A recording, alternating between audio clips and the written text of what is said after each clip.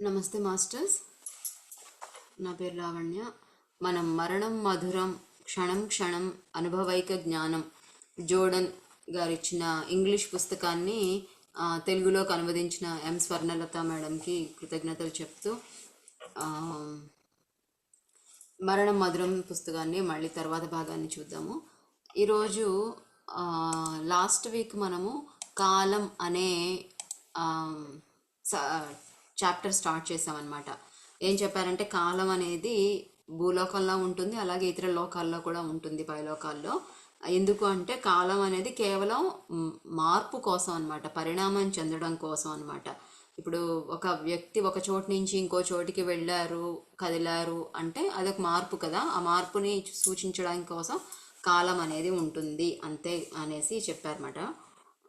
ఇది ఒక కేవలం అభివృద్ధిని ప్రతిబింబిస్తూ ఉంటుంది, సృష్టిని కొనసాగిస్తూ ఉంటుంది అని లాస్ట్ వారం తెలుసుకున్నాము.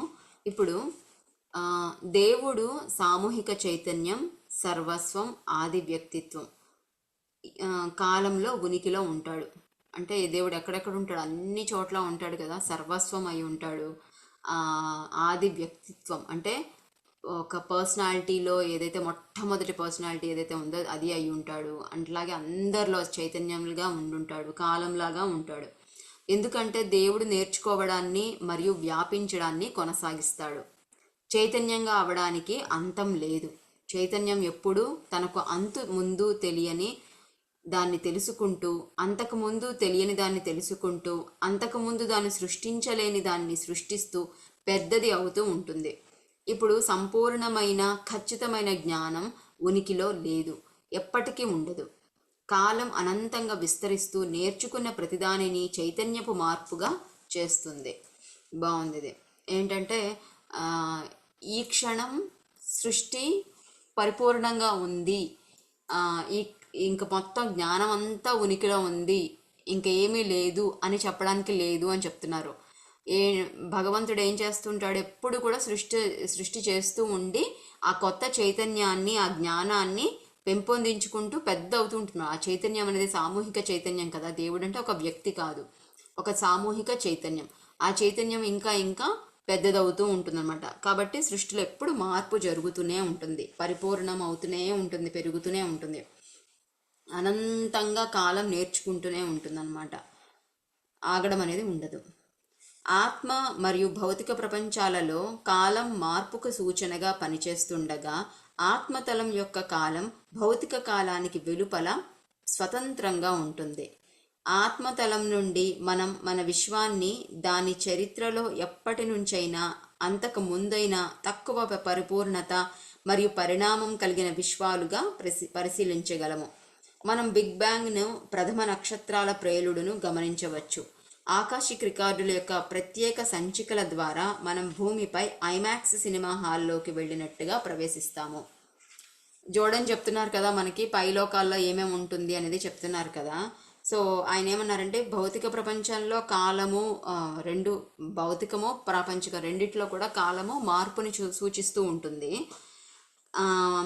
భౌతిక ప్రపంచంలో కాలమేమో ఒకలా పనిచేస్తూ ఉంటే, ఆత్మలోకంలో విశ్వం మొత్తాన్ని మనం చూడగలుగుతాం అన్నమాట. దానికి స్వతంత్రత ఉంటుంది, ఒకటేలాగా వెళుతూ ఉండదు. అంటే కాలము మనకి ఇక్కడ భూమి మీద ఏంటి, ముందుకు వెళుతూ ఉంటుంది కానీ వెనక్కి రాదు కదా. కానీ పైలోకాల్లో మాత్రము కాలం అనేది స్వతంత్రంగా ఉంటుంది. ఏ క్షణంలోనైనా మనం ఎప్పటిదైనా సరే చూడొచ్చు. మొట్టమొదటిసారి భూమి ఎప్పుడు పుట్టింది, నక్షత్రాలు ఢీకొని రకరకాల గ్రహాలు ఏర్పడటం, అవి కూడా మనం చూడవచ్చు అన్నమాట.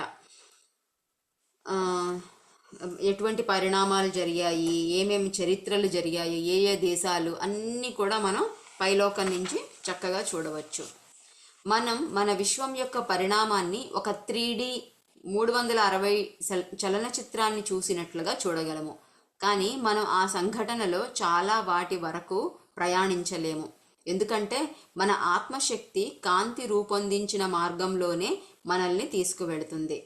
విశ్వంలో దారులు కానీ, మనం చేరే విధానం కానీ లేని విస్తృత ప్రాంతాలు, యుగాలు ఎన్నో ఉన్నాయి. కనుక చరిత్ర మొత్తంలో సంభవించింది ఏదైనా మనం చూడగలము, కానీ దారులు ఉన్న ప్రదేశాలు మాత్రమే మనం సందర్శించగలము. ఓకే, అంటే కొన్ని విశ్వ రహస్యాలు ఉంటాయి కదా, మన శక్తి చాలదనమాట ఆ రహస్యాలన్నింటినీ ఛేదించడానికి. కాబట్టి ఆ, ఏదైతే పబ్లిక్కి అందరికీ చూడొచ్చో అది మాత్రమే, విశ్వంలో చరిత్రలో జరిగింది మాత్రమే మనం చూడగలుగుతాము. ఆ 3D సినిమాలో, ఐమాక్స్ సినిమాలో అలాగా చూపిస్తారంట, మనం చూడగలుగుతాము. అట్లాగే కొన్ని ప్రదేశాలకి మాత్రమే మనం వెళ్ళి చూడగలం అనమాట. సినిమాలో కూడా నేను ఆ పలానా ప్రదేశానికి వెళ్ళి చూడాలనుకుంటున్నాను అంటే వెళ్ళి చూడగలం. ఉదాహరణకి నేను పైలోకల్లో ఉంటాము, అరే నేను భూమి మీద ఉన్నంత కాలం కూడా ఒక్కసారి కూడా నేను తాజ్మహల్ని చూడలేదు, ఇప్పుడు నేను చూడాలనుకుంటున్నాను అని అనుకుంటే పైలోకల్లోంచి తాజ్మహల్ని చూడొచ్చు మనం. తాజ్మహల్లో అంతా కూడా అన్ని చోట్లకి తలుపులు వేసేసి ఉన్నా కూడా వెళ్ళి చూడొచ్చు, అంతవరకు బాగుంది. కానీ అలజడిని సృష్టించి బాధని భయాన్ని కలిగించి కొన్ని సంఘటనలు జరిగి ఉంటాయి ప్రపంచంలో, కొన్ని ప్రదేశాలు ఉంటాయి. అటువంటి సీక్రెట్స్ వాటికి మనం సాధారణమైన వ్యక్తులు వెళ్ళడానికి శక్తి సరిపోదన్నమాట. అందుకని అవి మాత్రం మూసివేస్తారు, ఆ దారులు ఉండవు. దారులు తెరిచి ఉన్న ప్రదేశాలకి మాత్రమే మనం సందర్శించగలము. భౌతికంగా విశ్వంలోని ఒకానొక గ్రహంలోకి కానీ పరిమాణ తలంలోకి కానీ ప్రవేశించాలి అంటే శరీరం ఉండాలి కనుక అవి సందర్శించాలి అంటే జన్మ తీసుకోవాలి. మనం అనుకూలమైన ప్రదేశాలు, కాలాలు, సజీవ దేహాలలో మాత్రమే జన్మ తీసుకోగలము. భూమిపై జన్మ తీసుకోవడానికి సంబంధించినంత వరకు మనం మానవ చరిత్రలో ఎప్పుడైనా శరీరం ధరించగలము. ఒక ఆత్మ 1920లలో రాతియుగంలో 2300 నాటి మహానగరంలో లేదా ప్రాచీన రోమ్లో విజయవంతంగా జన్మ తీసుకోవచ్చు. ఇది కూడా నేను చాలా కాలం క్రితం విన్నాను. మొట్టమొదటిసారి విన్నప్పుడు నాకేం అర్థం కాలేదు. ఏం చెప్తున్నారంటే పైలోకం నుంచి మనము చరిత్ర అంతా కూడా చూడగలము అంటున్నారు కదా. పాతకాలము రోజులు అవన్నీ కూడా మనం చూడగలము. అట్లాగే పైలోకాలకి మనం వెళ్ళిన తర్వాత మళ్ళీ మనం జన్మ తీసుకోవాలి అంటే ఎప్పుడైనా తీసుకోవచ్చు అనమాట. అంటే ఇప్పుడు 2024లో ఉంది, ఒక వ్యక్తి ఈరోజు చనిపోయారు, వాళ్ళు మళ్ళీ 2024 రేపటి నుంచి ఏ రోజైనా మళ్ళీ జన్మ తీసుకోవచ్చు అని ఒక్కటి కాదనమాట. వాళ్ళు ఏ 1800 సంవత్సరంలో అయినా జన్మ తీసుకోవచ్చు, 2090లో జన్మ తీసుకోవచ్చు, లేదు 2000 సంవత్సరాలకి క్రితం ఏ జీసస్ ఉండేటప్పుడో ఎక్కడో కూడా జన్మ తీసుకోవచ్చు. అంటే ఏంటంటే ప్యారలల్ వరల్డ్స్ అంటారన్నమాట. అంటే ఇవన్నీ కూడా పైలోకాల్లో చెప్పారు కదా, కాలం అనేది మార్పు కోసమే ఉంటుంది, కానీ కాలం ఎప్పుడు కూడా ముందుకి వెనక్కి మొత్తం రౌండ్గా ఎట్లయినా ఉంటుంది అన్నమాట. అక్కడ స్వతంత్రత అనేది ఉంటుంది. ఏ సమయంలో ఎక్కడైనా సరే జన్మ తీసుకోవచ్చు మనం దాన్ని గమనించి. కేవలం భూమి మీద ఉన్నట్టు ముందుకు మాత్రమే వెళుతుంది అనేది లేదనమాట. పైన పలానా నగరంలో పలానా రాజు దగ్గర లేదా పలానా రాజుగా ఎట్లయినా సరే మనం జన్మ తీసుకోవచ్చు అని చెప్తున్నారు రాతి యుగంలో అని. అయితే ఇక్కడ ఇంటర్స్టెల్లార్ అని ఒక సినిమా ఉంది, ఇంగ్లీష్ సినిమా. ఆ సినిమా చూస్తే మొదట్లో అంతా కూడా మామూలు సినిమా లాగా ఉంటుంది. వాళ్ళు మెయిన్ యాక్టర్స్ ఎవరైతే ఉంటారో వాళ్ళు అంతరిక్షంలోకి వెళ్తారన్నమాట. అంతరిక్షంలోకి వెళ్ళి వేరే గ్రహాల్లోకి అది వెళ్ళేసి కొంచెం తప్పిపోయి ఏదేదో జరుగుతుంది. వాళ్ళు వెళ్ళిపోయేసి మొత్తం మీద బ్లాక్ హోల్లోకి వెళ్ళిపోతారన్నమాట. బ్లాక్ హోల్ అంటే అది ఏం లేదు, అక్కడ ఇంకో డైమెన్షన్ అని చెప్పచ్చు, ఇంకొక తలం అనమాట. దాంట్లోకి వెళ్ళిపోవడం వలన వాళ్ళకి అక్కడ వేరే తలంలో సమయం అనేది మనలాగా రోజు గడవదనమాట. మనకు చెప్తారు కదా, ఇక్కడ 1 సంవత్సరం గడిస్తే పైలోకాల్లో 1 రోజు గడిచినట్టు అనేసి. అట్లాగా అక్కడ కాలం వేరే ఉంటుంది. దాంతో వాళ్ళు ఏ వయసులో అయితే వెళ్ళారో ఆ వయసులో ఆ యవ్వనంతో అలాగే ఉన్నారు, కానీ భూమి మీద మాత్రం సంవత్సరాలు గడిచిపోయాయి అన్నమాట. వాళ్ళు తిరిగి వచ్చేటప్పుడు చిట్ట చివరిలో సీన్ ఉంటుందన్నమాట. అసలు అక్కడ నాకు చాలా విషయాలు అర్థమయ్యాయి అసలు, ఈ కాలము, ప్యారలల్ వరల్డ్స్ ఇవన్నీ అనమాట. అంటే ఏంటంటే ఒక తండ్రి ఒక కూతురికి సంబంధించింది. కూతురు భూమి మీద ఉండిపోతుంది, తండ్రి ఏమో సైంటిస్టు పైకి వెళ్తాడు అంతరిక్షంలోకి. అక్కడ బ్లాక్ హోల్లోకి వెళ్ళిపోయేసి అతను అలాగే ఉంటాడు, కూతురు మాత్రం ముసలాం అయిపోతుంది అనమాట. ఆయనకి అర్థమైన విషయం ఏంటంటే ఆ హోల్లోకి వెళ్ళిన తర్వాత అదేంటో కాదు, మళ్ళీ ఆయన వాళ్ళ ఇంట్లోనే రకరకాల ఆ, ఆ, ఏమంటారు, ప్యారలల్ వరల్డ్స్ అన్నాం కదా, రకరకాల సంభావ్యతలు ఉంటాయన్నమాట. అంటే ఉదాహరణకి నేను ఈరోజు బస్సు కోసం వెళ్తున్నాను.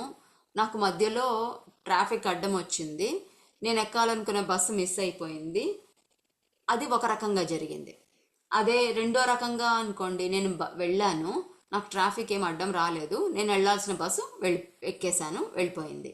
మూడో రకంగా, నేను వెళ్ళాల్సిన బస్సు ఎక్కాను, కానీ బస్సుకి ఏదో ప్రాబ్లం వచ్చింది, దిగిపోవాల్సి వచ్చింది.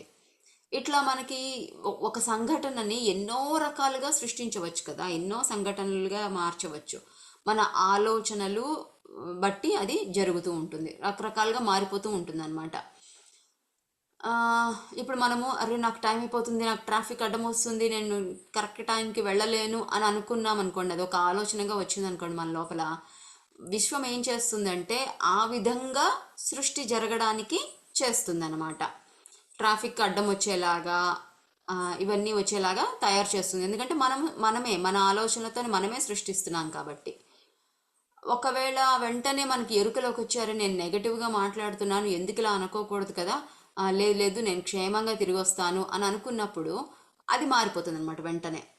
సో మనం ఏ క్షణంలో ఏ ఆలోచన చేస్తామో అలాగా అప్పటికప్పుడు సృష్టి మార్చబడుతుంది. సృష్టి పంచభూతాలతో, భూమి మీద మాత్రమే పంచభూతాలతో ఉంటుంది, కానీ మామూలుగా అయితే ఉండదు అట్లాగా.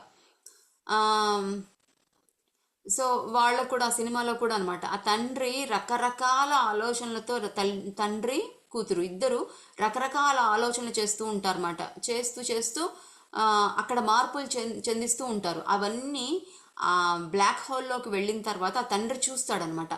ఇట్లా చేస్తే మా అమ్మాయి నేను దూరం అయిపోయాము, ఇట్లా చేస్తే మా అమ్మాయి నేను దూరం అవ్వలేదు, ఇట్లా చేస్తే నేను ఎప్పటికీ భూమి మీదనే ఉన్నాను, నా కూతురుతో కలిసి ఉన్నాను, ఇట్లా రకరకాల సంభావ్యతలు అతను అక్కడ చూస్తాడనమాట. సో అది సినిమానే కానీ నిజ జీవితంలో కూడా మనకి భూమి మీద అలాగే జరుగుతుంది. మనం ఎలా కావాలంటే అలాగా ఈ సృష్టి మారుస్తుందన్నమాట. దాన్ని మనం అర్థం చేసుకొని మనకేది కావాలో, ఏది అత్యంతమైన ఆనందాన్ని, ఆధ్యాత్మిక ఎదుగుదలని ఇస్తుందో దాన్ని మనం ఎన్నిక చేసుకోవాలి. వీళ్ళు అదే చెప్తున్నారు ఇక్కడ. ఎప్పుడు కావాలంటే అప్పుడు మనం పుట్టవచ్చు అనమాట. కేవలం ఇప్పుడు దీని తర్వాతనే పుట్టాలని లేదు. పాతకాలంలో రాతి యుగంలో, పూర్వము, గడిచిపోయింది, గతము అనుకున్న చోట కూడా మనం మళ్ళీ ఇప్పుడు కొత్తగా పుట్టవచ్చు. భౌతిక సమయం సరళ రేఖగా ఉంటే దీర్ఘవృత్తం వలె ఉంటుంది. విశ్వపు ఆరంభ బిందువును దీర్ఘవృత్తపు ఒకానొక కోణంలాగా భావిస్తే ఆరంభం నుండి అతి ఎక్కువ దూరం ఉన్న బిందువు చివర నక్షత్ర మండలపు ఉనికి యొక్క చివరి క్షణం అయితే, మీరు ఆ దీర్ఘవృత్తం చుట్టూ తిరుగుతూ వెళుతుంటే మీరు కాలంలో వెనక్కు వెళ్ళి తిరిగి బిగ్ బ్యాంగ్ దగ్గరికి వెళతారు. ఆత్మలోకం నుండి భౌతిక కాలం ఆ విధంగా కనపడుతుంది. అందుకే మానవ ఉనికిలో ఏ బిందువు దగ్గర అయినా ప్రవేశించాలి అంటే ముందు వెనకకు వెళ్ళి మార్గం కనుగొనవచ్చు. ఓకే, దీనికి ఇప్పుడే నాకు ఒక సమాధానం దొరికింది. ఏంటి అంటే మనం ఒక దీర్ఘ వృత్తంగా భావించవచ్చు అనమాట. కాలము, బిగ్ బ్యాంగ్ అనేది ఒక దీర్ఘమైన వృత్తం అనమాట. ఆ దీర్ఘ వృత్తం అనేది అనంతమైన కోట్ల సంవత్సరాలు, ఒకసారి ఇలా చుట్టూ తిరిగి రావాలంటే కోట్ల సంవత్సరాలు పడుతుంది. మనం ఏం చేస్తాము, ఒక 50 ఏళ్ళలో లేదా 60-70 ఏళ్ళలో బతుకుతాం కదా. సో మనం ఎప్పుడు కూడా ఒక లైన్లో వెళుతున్నట్టుగా మనకి ఈ భూమి మీద నుంచి కనిపిస్తుంది, మనం ముందుకే వెళుతున్నాము అన్నట్టే మనకు అనిపిస్తుంది. కానీ పైలోకాల నుంచి చూసినప్పుడు ఈ కాలం అనేది ఒక దీర్ఘపు వృత్తం లాగా ఉంటుందన్నమాట. కొంతకాలం ప్రయాణించిన తర్వాత చుట్టూ తిరిగి మళ్ళీ అక్కడికే కదా మనం వస్తాము వృత్తంలాగా ఉన్నప్పుడు. కాబట్టి మళ్ళీ తిరిగి అక్కడికి వస్తాం. పైన లోకం నుంచి చూసినప్పుడు అది అలాగే కనిపిస్తుంది అనమాట. ఒక చోటు నుంచి దూరంగా వెళ్ళిపోయినట్టు అనిపిస్తుంది. అంటే ఇప్పుడు ఈ రోజు నేను మొదలు పెడతాను నా ప్రయాణాన్ని, కొంతకాలం గడిచేటప్పటికి నేను ప్రయాణించిన దూరం ఎన్నో సంవత్సరాల క్రితము అన్నట్టుగా అనిపిస్తుంది. కానీ తిరిగి తిరిగి తిరిగి తిరిగి మళ్ళీ నేను నా ఆత్మ నా శరీరం కాదు, నా శరీరం పడిపోతుంది, కానీ నా ఆత్మ ఇది మళ్ళీ తిరిగి తిరిగి తిరిగి అక్కడికే వస్తుంది. ఆ వృత్తం లోపల ఎక్కడైనా కూడా నేను జన్మ తీసుకోవచ్చు అనమాట. అంటే ఆ కోట్ల సంవత్సరాల మధ్యలో ఎప్పుడైనా సరే జన్మ తీసుకోవచ్చు. దీనికి స్వాతంత్రం అనేది ఉంది. ఏం చెప్తున్నారంటే ఇక్కడ మానవ ఉనికిలో ఏ బిందువు దగ్గర అయినా ప్రవేశించాలి అంటే ముందు వెనక్కు వెళ్ళి మార్గం కనుగొనవచ్చు. అంటే ఇప్పుడు ఒక మానవ జన్మ ఉంది, దాంట్లో ఏం జరుగుతుంది అని చూడాలంటే మనము గతాన్ని చూసి, మన పెద్దవాళ్ళు సాధువులు గొప్ప గొప్ప వాళ్ళు చూస్తారు కదా, గతాన్ని గమనిస్తారు కదా. గతాన్ని వాళ్ళు ఎలా చూస్తారు, ఆల్రెడీ జరిగిపోయింది కదా, కానీ అలా చూడవచ్చు అని చెప్తున్నారు అన్నమాట. గతంలోకి వెళ్ళిపోయి మనం చూడవచ్చు, మార్గాన్ని కనుక్కోవచ్చు, ఏం జరిగింది ఎలా అనేసి అన్నీ కూడా తెలుసుకోవచ్చు. ఏ కాలంలో అయినా జన్మ తీసుకోవడం సంభవమే, అయినా ఆత్మలు దానిని విఘాతం కలిగించేదిగా భావిస్తాయి. మనం సాధారణంగా మన ఆత్మ పురోభివృద్ధి మరొక సమాంతర భూకాలంలో జరగడాన్ని ఎంచుకుంటాము. చాలా ఆత్మలు తమకు తెలిసిన దానికంటే భిన్నంగా ఉన్న పరిసరాలలోకి త్రోయబడటాన్ని ఇష్టపడవు. ఈ ధోరణియే ఆత్మ యొక్క పురోభివృద్ధి క్రమం మరియు దాని జన్మ పరంపర భూకాలానికి మాత్రమే చెంది ఉంటుంది అన్న అభిప్రాయాన్ని గత జన్మలలోకి మరల్చే వారికి పాస్ట్ లైఫ్ రిగ్రెషనిస్ట్కు కలిగిస్తుంది. అయితే ఇది నిజం కాదు. ఆత్మలకు తమ తరువాతి జన్మ మానవ పరిమాణంలోని ఏ కాలంలోనైనా, మానవ నివాసం కలిగిన ఏ ఇతర గ్రహంలోనైనా తీసుకునే ఎంపిక ఉంటుంది. అయితే ఆత్మలు సాధారణంగా ఆ ఎంపిక చేసుకోవు. ఇక్కడ ప్యారలల్ వరల్డ్ గురించి కొంచెం చెప్పారు. అంటే భూమి లాంటిదే ఇంకొక గ్రహం ఉంది అని ఈ మధ్య సైన్స్ కనిపెట్టింది అనమాట. ఎక్కడో కొన్ని వేల కోట్ల కాంతి సంవత్సరాలకి అవతల భూమి లాంటిదే ఒకటి ఉంది. మనం ఎవరమైతే ఇక్కడ ఉన్నామో మనలాంటి వాళ్ళు అక్కడ ఉన్నారు. ఉదాహరణకి నేను లావణ్య అయితే అక్కడ కూడా ఒక లావణ్య ఉంది, నాలాంటి పోలికలతో నేనే అని మాత్రం నాకు తెలుస్తుంది అనమాట. అలాగా ఉంది అనే విషయం, సమాంతర లోకం అక్కడ కూడా ఉంది అనే విషయం తెలుసుకున్నారన్నమాట ఈ మధ్య. ఏం చెప్తున్నారంటే మనము ఎక్కడైనా సరే జన్మ తీసుకోవచ్చు అనమాట. అంటే ఇప్పుడు నేను శరీరం వదిలిపెట్టేసిన తర్వాత ఈ భూమి మీద జన్మ తీసుకోవచ్చు, లేదా సమాంతర లోకమైన వేరే భూమి ఉంది కదా, దానిలో కూడా నేను జన్మ తీసుకోవచ్చు. అయితే సాధారణంగా ఆత్మలు ఏం చేస్తాయంటే తను అలవాటైన దాని కాకుండా వేరే దానికి వెళ్ళడానికి ఇష్టపడవన్నమాట. వేరే గ్రహాలలో కూడా మనము, అది చెప్పాను కదా, వేరే గ్రహాల్లో కూడా మనం జన్మ తీసుకోవచ్చు. కానీ సాధారణంగా ఆత్మ అన్నీ కూడా ఆత్మ పురోభివృద్ధి అవుతుంది ఎక్కడ జన్మ తీసుకున్నా కూడా. కానీ ఆత్మలు కొన్ని దానికి అంగీకరించవన్నమాట. అవి వేదో మమ్మల్ని తోసేశారు ఇక్కడి నుంచి అన్న భావన అవి కలిగి ఉంటాయి అని చెప్తున్నారు.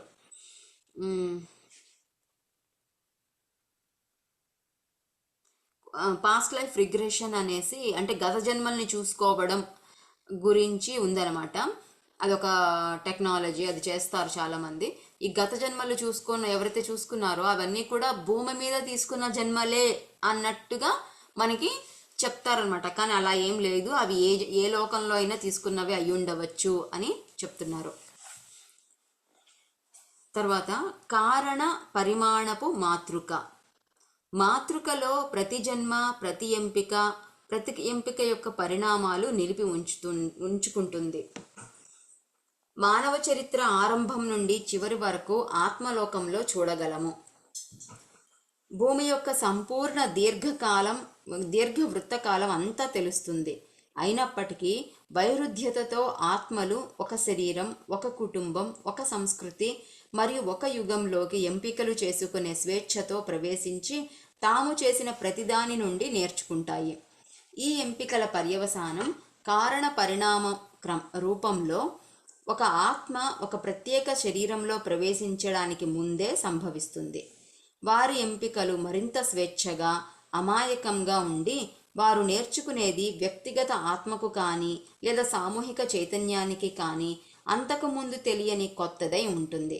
కనుక మళ్ళీ వాస్తవమైన ఎంపిక, దాని పరిణామాలు ముందే తెలిసినప్పటికీ స్వేచ్ఛగా ఎంపిక చేసుకుంటారు. ఇప్పుడు మనకి ప్యారలల్ వరల్డ్స్ గురించి చెప్పారు.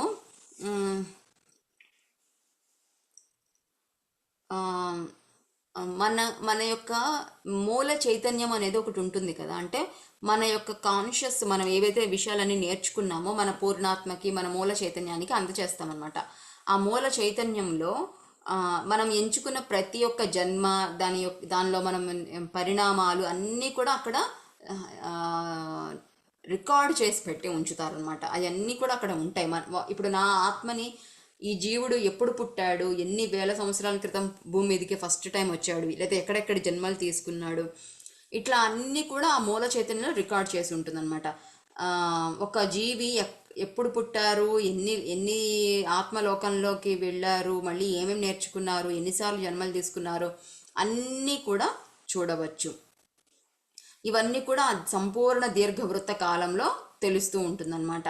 అయినా కూడా ఆత్మలు ఏం చేస్తాయంటే ఒక్కొక్కసారి ఒక్కొక్క రకంగా జన్మలు తీసుకుంటుంటాయి. ఒక్కోసారి అవే కావాలి అని కోరుకుంటాయి. అందుకోసమే మనకు చెప్తుంటారు పూర్వీకులు ఏమని అంటే, మళ్ళీ మీ తాతనే పుట్టాడు అని అంటుంటారు. అంటే అదే లక్షణాలు, అవే పోలికలతో ఉన్నారు అంటే. ఎందుకు అంటే ఇక్కడ నేను ఒకటి విన్నాను ఒక చోట. ఏంటి అంటే, ఇప్పుడు ఫర్ ఎగ్జాంపుల్ నాకు కోపం అనేది ఉంది, కోపంని నేను జయించాలి అనుకుంటున్నాను. అందుకని నేను ఒక భూమి మీదకి జన్మ తీసుకోవడానికి వచ్చాను. ఎక్కడ జన్మ తీసుకుంటాను? కోపాన్ని కలిగించే విధంగా ప్రవర్తించే కుటుంబ సభ్యుల మధ్య జన్మ తీసుకుంటాను అనమాట. అది నాకు ఉపయోగకరంగా ఉంటుంది. ఎందుకు అంటే నాకు 24 గంటలు వాళ్ళ కోపం తెప్పిస్తూ ఉంటారు. అప్పుడే కదా నేను కోపాన్ని జయించే లక్షణాన్ని, ఆ గుణాన్ని నేర్చుకునే అవకాశం ఉంటుంది. అసలు చాలా ప్రశాంతంగా కోపమే రాని ప్రదేశంలో జన్మ తీసుకోవడం వల్ల వృధా, నాకు ఈ జన్మంతా వృధా అయిపోతుంది. కోపాన్ని నేను నేర్చుకోలేను అన్నమాట, జయించడం అనేది నాకు అవకాశాలే కల్పించబడవు. కాబట్టి కోపాన్ని వచ్చే ఫ్యామిలీలోనే పుడతానమాట. పుడతాను, పెరుగుతాను, విపరీతంగా కోపం తెచ్చుకుంటాను, గోడ చేస్తాను, వయసు అయిపోతుంది, ఏ మాత్రం ఆధ్యాత్మికత లేకపోవడం వల్ల శరీరాన్ని కూడా వదిలిపెట్టేస్తాను. ఏమీ పాఠం నేర్చుకున్నది మాత్రం లేదు. అప్పుడు ఏం జరుగుతుంది? మళ్ళీ మళ్ళీ మళ్ళీ మళ్ళీ జన్మలు తీసుకోవాలన్నమాట. మళ్ళీ మళ్ళీ జన్మలు తీసుకోవాల్సి వచ్చినప్పుడు ఈ కోపంతో వలన ఏమో జరుగుతుంది, నేను బతుకున్నంత కాలంలో ఎవరినైనా కొట్టడము, బాధ పెట్టడము చేసి ఉంటాను. దానివల్ల కొన్ని కర్మలు, వాళ్ళ నుంచి నేర్చుకోవాల్సిన కొన్ని లావాదేవీలు, పాఠాలన్నీ ఉంటాయి. కాబట్టి ఏం చేయాలి, నేను మళ్ళీ ఈ కోపాన్ని జయించాలంటే మళ్ళీ ఆ ఫ్యామిలీలోనే పుడితే నాకు ఈజీ అవుతుంది అనమాట. ఎందుకంటే ఆ ఫ్యామిలీలో ఉండేవాళ్ళు ఆల్రెడీ కోపంని ఉంటుంది, కాబట్టి నేను సెలెక్ట్ చేసుకోవాల్సిన అవసరం లేదు. అట్లాగే వాళ్ళందరికీ ఇప్పుడు ఒక స్త్రీ ఉంది, నా కూతురు ఉంది, నా కూతురుని నేను కొట్టుంటాను కోపంతో. ఇప్పుడు ఆ కూతురికే నేను పుట్టాను అనుకోండి. ఒక్క నిమిషం.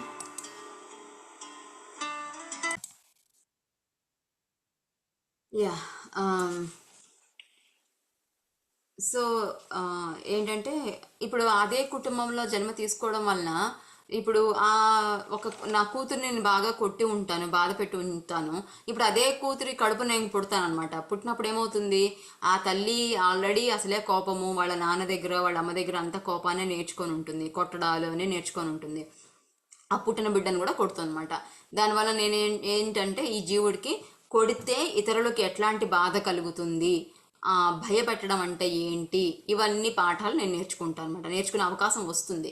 కాబట్టి ఆ ఆత్మ ఏం చేస్తుందంటే కావాలనే ఇట్లాంటి ప్రదేశంలోకి, ఇలాంటి పరిస్థితుల్లోకి తన ఆత్మ యొక్క ఎదుగుదల కోసం జన్మలు తీసుకుంటుంది అనమాట.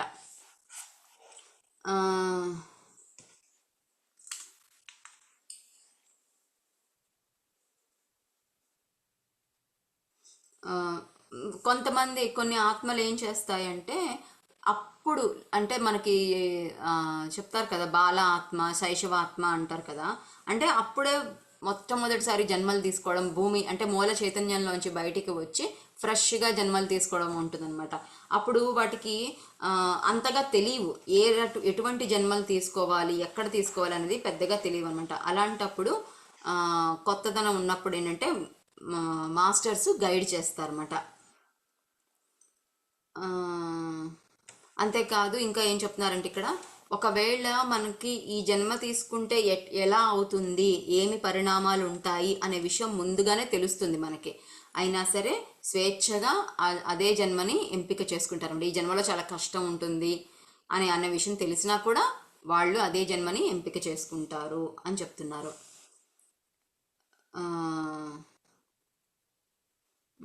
ఇంకోసారి ఏమవుతుందంటే ఈ జన్మలో ఇంకొకసారి చదువుతాను ఇది. వారి ఎంపికలు మరింత స్వేచ్ఛగా అమాయకంగా ఉండి వారు నేర్చుకునేది వ్యక్తిగత ఆత్మకు కానీ లేదా సామూహిక చైతన్యానికి కానీ అంతకుముందు తెలియనిది కొత్తది అయి ఉంటుంది.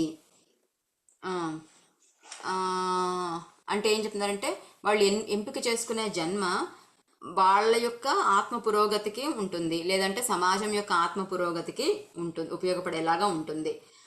అంతేకాదు అసలు ఇప్పటిదాకా ఎప్పుడు ఈ ప్రదేశంలో ఇటువంటి జన్మ ఎప్పుడు తీసుకోలేదు అనుకున్నా కూడా వాటిని కూడా తీసుకుంటారు. రకరకాలుగా అన్ని రకాలు ఉంటుంది. పరిణామము అనేది కోసం ఇదంతా జరుగుతుంది. అండ్ ఇవన్నీ కూడా ఎలాంటి జన్మలు తీసుకున్నామో అవన్నీ కూడా మూల చైతన్యంలో మాతృకలో రికార్డ్ అయ్యి ఉంటాయి అని చెప్తున్నారు అన్నమాట. ఓకే, ఇంకొక చిన్న చాప్టరు అది చదువుదాం. కాలము ఆత్మ పురోగతి. ఆత్మలు వందలాది సార్లు జన్మలు తీసుకుంటాయి. చాలా జన్మలు తక్కువ కాలం ఉండేవి, కష్టమైనవి, అనారోగ్యము, గాయాలు, హింసలతో సంక్షిప్తపరచబడతాయి. అయితే ప్రతి జన్మ తాను బోధించగలిగిన దానిని బోధించడానికి ఆత్మ యొక్క కర్మ పాఠ్య ప్రణాళికతో సమరేఖలో ఉండే అనుభవాల కోసం ఎంపిక చేసుకోబడుతుంది. ఆత్మలు వేలాది సంవత్సరాల పాటు జన్మ తీసుకుంటూ భౌతిక విశ్వంలో మాత్రమే పొందగల జ్ఞానాన్ని సమీకరించుకోవడంలో గడుపుతాయి. ఓకే, సో మనకందరికీ తెలిసిందే, పునరపి జననం పునరపి మరణం పునరపి జనని జఠరే శయనం అన్నారు. అంటే మనం ఎన్నోసార్లు భూమి మీద పుడుతూనే ఉంటాం, పుట్టడం చావడం చేస్తూనే ఉంటాం అన్నమాట. ఇవి కొన్నిసార్లు చాలా తక్కువ కాలం మాత్రమే జీవించేవి కూడా ఉంటాయి అన్నమాట. ఎంతో కష్టపడేవి, లేదా కాళ్ళు చేతులు లేకపోవడము, అనాథలుగా ఉండడము, సమాజం చీకొట్టనివి, ఎట్లాంటి ఎన్నో బాధలు పడే జన్మలు కూడా మనకి ఉంటాయన్నమాట. వాటన్నింట్లో కూడా అంటే ఎందుకు అవన్నీ అంటే మనం ఏదైతే పాఠం నేర్చుకోవాలో ఆ పాఠం నేర్చుకోవడానికి సరిపోయినట్లు ఆ జన్మలన్నీ తీసుకుంటాం అన్నమాట.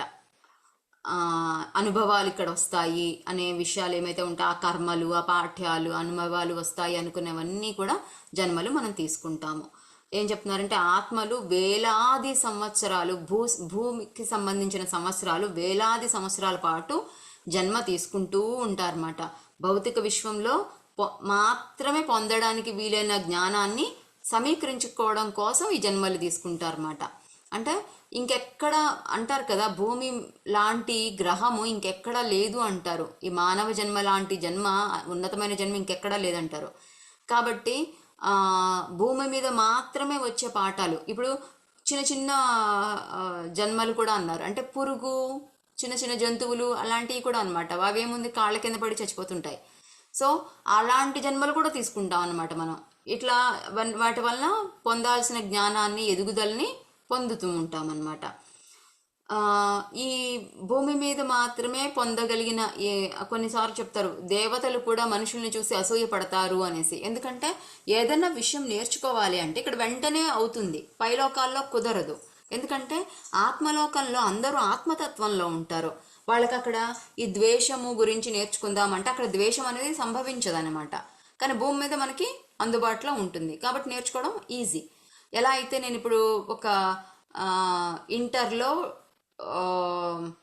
ఆర్ట్కి సంబంధించిన క్లాస్ తీసుకోవాలి లేదా డిగ్రీలో తీసుకోవాలి అనుకుంటే నేను ఆ కాలేజ్కి అప్లై తీసుకోవడం అంతే కదా, అంత సింపుల్గా అయిపోతుంది. 1 సంవత్సరం లోపల నేను ఆ డిగ్రీ పూర్తి, ఆ కోర్స్ ఏదైతే ఉందో అది పూర్తి చేయగలుగుతాను. అది భూమి మీద అట్లాగే కుదురుతుంది అనమాట.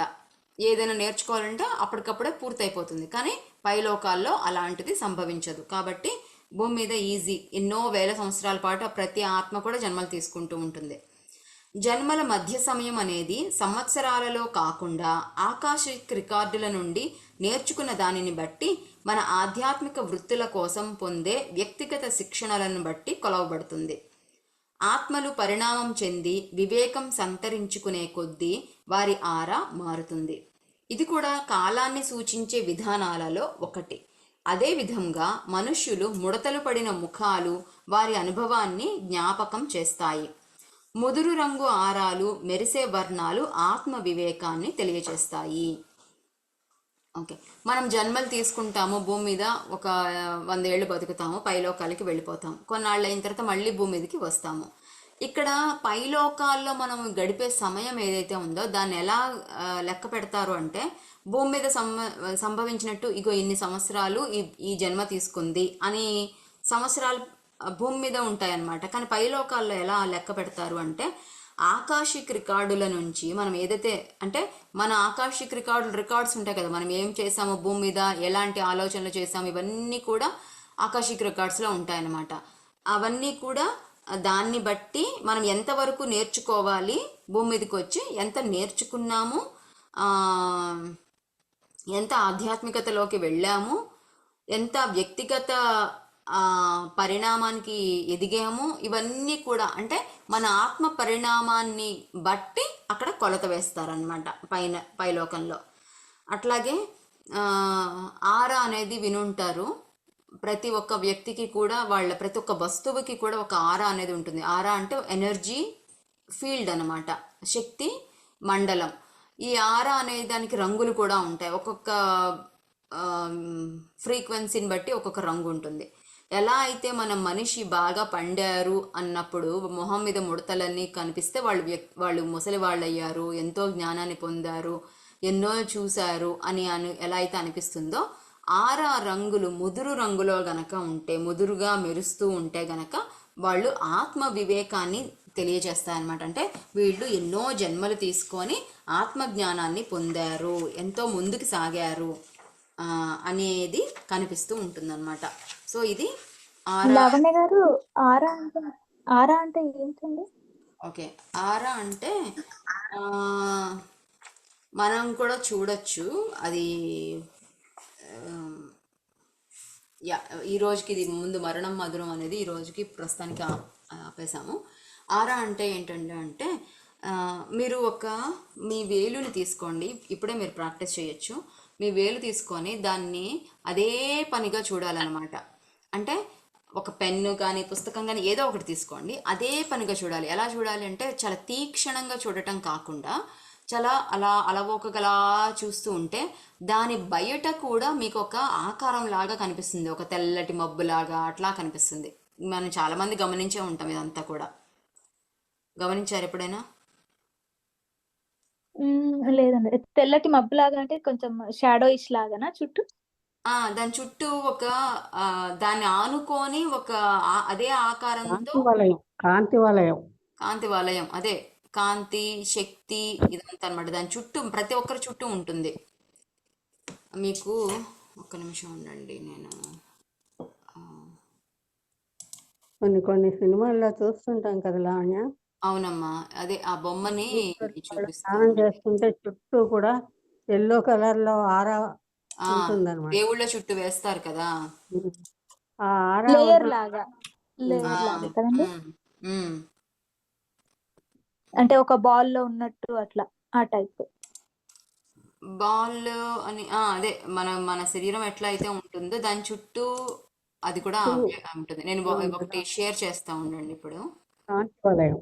కాంతి వలయం, ఎస్, స్క్రీన్ షేర్ చేస్తున్నాను.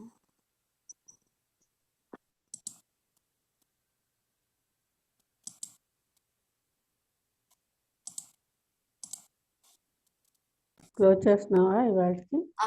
ఇది నేను ఆరా చూపిస్తున్నా అమ్మా, చూపించు. ఇది అలా అన్నమాట. ఇలా రకరకాలుగా ఉంటాయి. చుట్టూ కాంతి వలయం, ఇదిగోండి. ఓకే. సో ఒక్కొక్క మన చుట్టూనే ఎన్నో కలర్స్తో కాంతి వలయం ఉంది కదా. సో అట్లాగే మన అనారోగ్యాలని బట్టి కూడా కాంతి వలయాలు మారుతూ ఉంటాయి, మన భావాల్ని బట్టి కాంతి వలయాలు మారుతూ ఉంటాయి.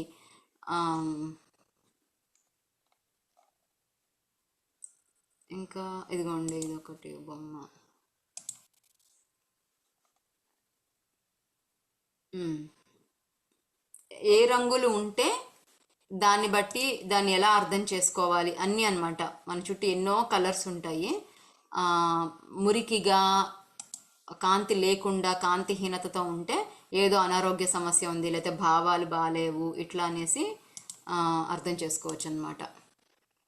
మీకు ఒక బేసిక్ అర్థమైంది అనుకుంటున్నానండి.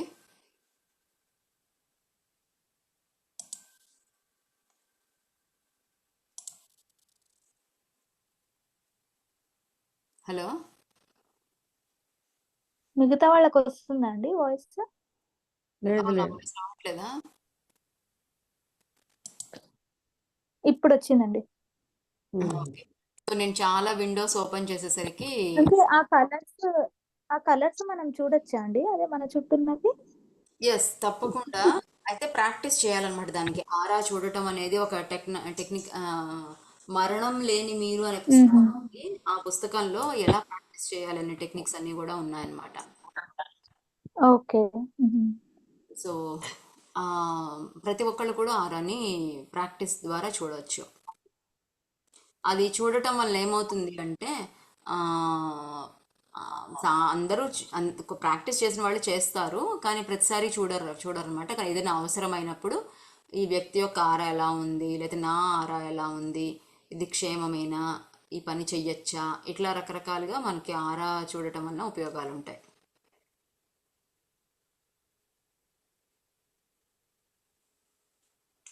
నా మాట వినిపిస్తుందండి? వినిపిస్తుందండి. యా, ఇంకేదైనా క్వశ్చన్స్ ఉన్నాయా? ఇమాజిన్ చేసుకుంటుంటే నేను అంటే ఫర్ ఎగ్జాంపుల్ ఇప్పుడు డీప్ మెడిటేటర్స్ ఉంటారు అనుకోండి. మ్మ్. అంటే అపోజిట్ పర్సన్ ని ఆరా చూసి అతను గుడ్ గా ఉన్నాడా బ్యాడ్ గా ఉన్నాడా కూడా చెప్పగలరేమో కదా? అవును. గుడ్గా ఓకే. గుడ్గా ఉన్నారా బ్యాడ్గా ఉన్నారా చూడొచ్చు. అండ్ అంటే ప్రతి ఒక్కళ్ళని మనము జడ్జి చేయడం కోసం చూడకూడదు. ఆ, అవసరమైతే మాత్రమే ఇంకా మామూలుగా మన తెలివితేటలు, కామన్ నేను ఈ సెన్స్తో ఎగ్జాంపుల్ ఎందుకు అడిగానంటే అండి, అంటే ఫర్ ఎగ్జాంపుల్ కొంతమంది ఉంటారు చూడండి, ప్రశ్న అడగడానికి అని వెళ్తూ ఉంటారు. అవునవును. అంటే ఒక ఆయన ఇట్లా డీప్ మెడిటేషన్ లో లాగా కూర్చొని మన సమస్య వింటారు, వినేసి మెడిటేషన్ లోకి వెళ్ళిపోయి మన సమస్యకి ఇది ఇది సొల్యూషన్ అని చెప్తారనమాట. మ్మ్. అలాంటివి కొన్ని ఉంటాయి ఇండియాలో, అలాంటి సెంటర్స్ కొన్ని. అంటే అవును. వాళ్ళు చేసేది ఇదేనా? ఇప్పుడు మన ప్రాబ్లం వినేసి వాళ్ళు మెడిటేషన్ వెళ్ళినప్పుడు మన ఆరా అలా చూస్తారేమో కదా, అలా చూసి అలా అర్థమవుతుందేమో వాళ్ళకి. యా, ఆరా చూస్తుంటారు. మ్మ్. అది చూడడము, ఇంకా మాస్టర్స్ తో కనెక్ట్ అయ్యి క్వశ్చన్ అడిగి ఇట్లా ఈ అమ్మాయికి ఏ సమస్య ఉంది, సొల్యూషన్ ఏంటి అని వాళ్ళని అడిగి వాళ్ళు ఈమెకి చెప్తే ఆమె కస్టమర్స్ కి అలా అవును. చెప్తారేమో. అవును. Yes yes. ఓకే అండి. అదే డౌట్ వచ్చింది, అది ఎలా వాళ్ళకి తెలుస్తుందా అని. అవును. మ్మ్. ఎందుకంటే కొందరు చెప్తుంటారు ఒక టక్కుని ఇలా చూడగానే నువ్వు ఇట్లా సమస్యలో ఉన్నావు, ఆ ఇట్లా నువ్వు అనుకున్నది జరుగుతుంది అన్నట్టు ఇట్లా మనల్ని చూడగానే చెప్తూ ఉంటారు మ్మ్. ఒకరొకరు. మ్మ్. అదే కరెక్ట్. అది ఫేక్ ఆర్ ఎలా వాళ్ళకి ఎట్లా తెలుస్తుంది యా యా. డౌట్ ఉండే. Yes yes. Yeah, correct. ఆరో చూడడం అనేది సాధన ద్వారా వచ్చేస్తుంది.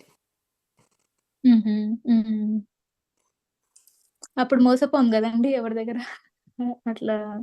అదే అంటే అంత అదే మనల్ని మనం రక్షించుకోవడానికి అది ఉపయోగపడుతుంది. అట్లాగే అదే మనకి ఇప్పుడు ఉదాహరణకి ఏదైనా తలనొప్పిగా ఉంది. సో మామూలుగా వెంటనే ధ్యానం చేస్తాము, తగ్గలేదు. ఇంకేదన్నా రెస్ట్ తీసుకోవడానికి ప్రయత్నం చేస్తాము, అప్పుడు కూడా తగ్గలేదు. అప్పుడు అప్పుడు కనుక ఒకసారి ఆరా చూసుకుంటే అక్కడ ఏంటి అసలు ప్రాబ్లం ఏంటి అనేది మనకి స్పష్టంగా కనిపిస్తుంది అనమాట, తెలియచ్చు. అప్పుడు దానికి అంటే ఆ కలర్స్ ని బట్టి ఒక్కొక్క మీనింగ్ ఉంటుందా? ఒక్కొక్క ఇప్పుడు ఫర్ దానికి ఒక్కొక్క ఎగ్జాంపుల్, మీనింగ్. యా, ఇప్పుడు తలనొప్పిగా ఉంది. తలనొప్పికి కారణం కేవలం తలలోనే కాదన్నమాట. పంటి నొప్పి ఉన్నా కూడా తలనొప్పి వస్తుంది. ఆ, చాలా చాలా కారణాలకి తలనొప్పి వస్తుంది. ఆకలితో ఉంటే తలనొప్పి వస్తుంది. కొన్నిసార్లు డీహైడ్రేషన్ అయితే తలనొప్పి వస్తుంది. ఇట్లా ఎన్నో ఉంటాయి కారణాలు. సో మనము చేసే ప్రయత్నాలన్నీ చేసి అప్పుడు చివరికి అది దొరకకపోతే ఆ సమాధానం ఆరా చూసుకున్నప్పుడు ఓ ఇది ఇది కారణం అని తెలియచ్చు. అఫ్ కోర్స్ మనము ఆరా నేర్చుకునేంత లెవెల్కి వెళ్ళాము అంటేనే మనం దాన్ని ఎలా వినియోగించుకోవాలి అనేది కూడా మనకి తెలుస్తుంది. ఆ, మనం కనుక ఆధ్యాత్మిక ఎదుగుదలకి మన యొక్క లేదంటే ఇతరుల యొక్క ఆధ్యాత్మిక ఎదుగుదలకి కాకుండా స్వార్థానికి ఏదైనా వాడుతున్నాము అంటే గనక మళ్ళీ మనకుండే ఆ శక్తులు పోతాయి అన్నమాట. సో అవి కొంచెం జాగ్రత్తగా చూసుకొని మనం అవన్నీ వస్తుంటాయి కానీ మనం వాటిని పట్టించుకోకుండా మనం సాధన పెంచుకుంటూ వెళ్ళిపోతూ ఉండాలంతే. ఓకే.